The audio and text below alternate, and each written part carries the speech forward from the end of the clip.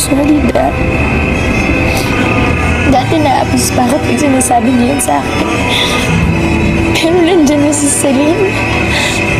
Nandiyan na yung tunay niyong anak. Ako si Lily Cruz! Ako si Lily Cruz! Ako! Hi, Mr. Mayor. Yes! Hanggang kailan ko dapat sukatan lahat ng kilos at galaw ko dahil ko sa takot na baka hindi niyo ako mahalin. Papakita ko sa inyo kung anong demonyo ang tinapon niya sa impyerno!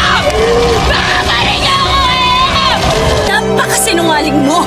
Ha? Alam ko naman di totoo yan eh! Dahil ilang beses mo ako iniwan nang paulit-ulit! Huwag kang bumitaw kahit gulong-gulo ka. Huwag kang bumitaw kahit